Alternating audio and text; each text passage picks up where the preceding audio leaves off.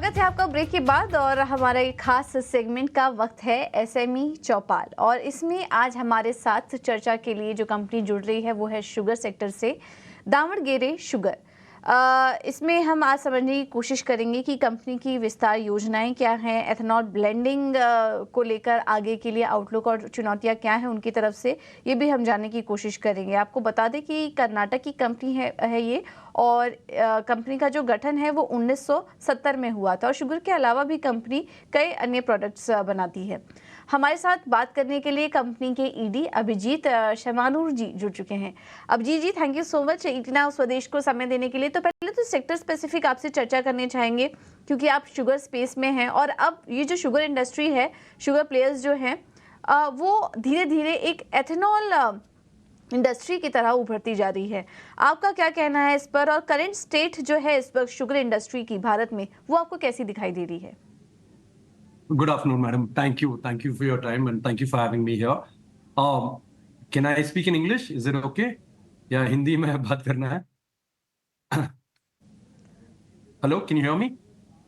Sir वैसे आप कोशिश अगर करेंगे हिंदी में बात करने की तो ज्यादा, क्योंकि हमारे जो दर्शक हैं ठीक है, वो मैं हिंदी कोशिश चैनल है हमारा ईटी नाउ स्वदेश, तो मिक्स ऑफ हिंदी और इंग्लिश भी चलेगा सर, कोई ठीक है।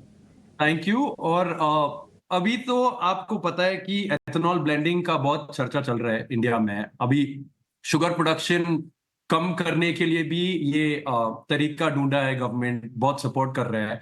और शुगर एक्सेस प्रोडक्शन ना होने की वजह के लिए ये एथेनॉल ब्लेंडिंग थोड़ा ज्यादा कर रहा है। Last year sugar production almost 34 million metric ton हुआ था, whereas consumption around 29 million metric tons था। So बाकी सब sugar government usually around 7 to 8 million metric tons वो स्टॉक में रखते थे, बफर स्टॉक में रहते थे, और बाकी क्या बचा हुआ था वो एक्सपोर्ट कर रहा था।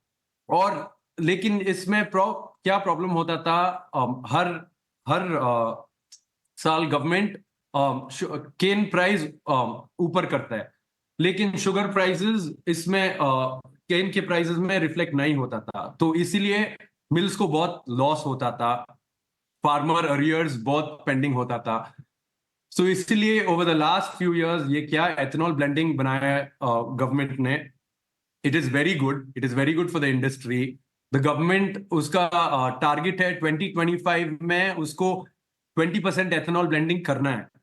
अभी तो इस साल में गवर्नमेंट अचीव हुआ है अराउंड 12.7 ऑलमोस्ट 13%, और उसका टारगेट है 15% ब्लेंडिंग दिस ईयर। क्या इंसेंटिव दे रहा है गवर्नमेंट एथेनॉल ब्लेंडिंग के लिए? सब्सिडीज दे रहा है, फाइनेंशियल इंसेंटिव्स दे रहा है, फिक्स परचेस प्राइसेस है। एथेनॉल कौन से फीड स्टॉक से, जैसे हम जूस से एक रेट है, वैसे मेज से एक रेट है, ब्रोकन राइस से एक रेट है। सो मिलर्स और शुगर फैक्ट्री ओनर्स को क्या होता है कि उसको कंफर्म होता है कि क्या प्राइस उसको मिल रहा है। It is not changing continuously. So और एडिशनल बेनिफिट क्या होता है? Reduction on fossil fuels. जो गवर्नमेंट इंपोर्ट करता है फॉसिल फ्यूल्स पेट्रोल के लिए, वो क्वांटिटी कम होता है। तो 20% ब्लेंडिंग पेट्रोल 2025 में करना है, तो 20% वो इतना फॉसिल फ्यूल इंपोर्ट कम कर रहा है। So this will result in huge saving, government का ह्यूज फॉरेक्स सेविंग्स, और इंपोर्ट बिल में सेविंग भी होता है।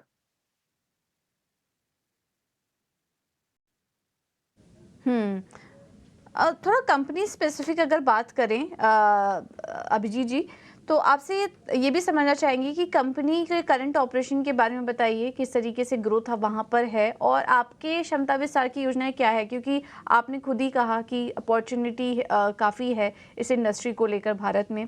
तो फिर ऐसे में आपके लिए अवसर कहाँ आप देख रहे हैं और क्या एक्सपेंशन की योजना है आपकी? हम तो ऑलरेडी एक 65 की एलपीडी मल्टी फीड प्लांट लगा हुआ है, और एडिशनल कैपेसिटी भी डाल रहे हैं। अराउंड 45 to 50 की एलपीडी एडिशनल कैपेसिटी का ग्रेन फीड और ड्यूल फीड प्लांट डाल रहे हैं।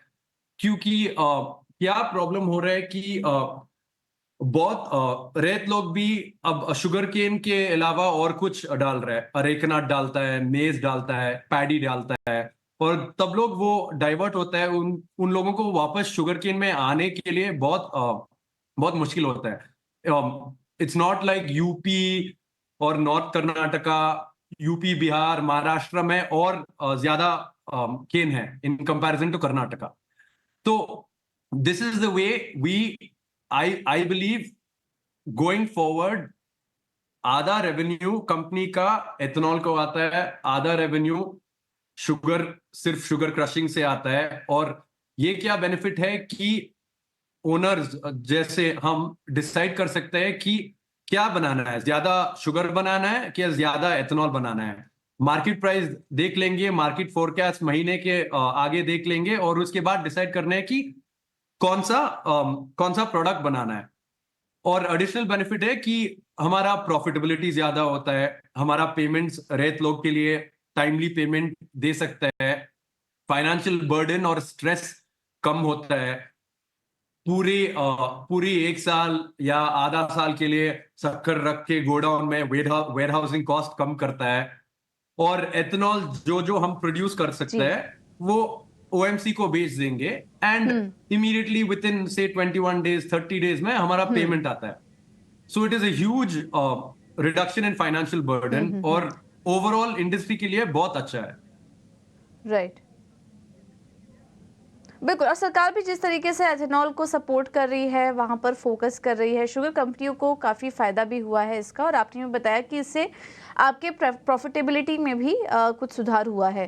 थोड़े और डायनामिक्स हम समझना चाहेंगे इंडस्ट्री के, किस तरीके का इन्वायरमेंटल बेनिफिट है एथेनॉल प्रोडक्शन की बात करें अगर भारत में तो, और सरकार किस तरीके से अभी तक जो सपोर्ट कर रही है, क्या वो दिखाई दे रहा है ओवरऑल सेक्टर पर, ग्राउंड पर, और आगे आप किस तरह की उम्मीद कर रहे हैं सरकार से सपोर्ट की?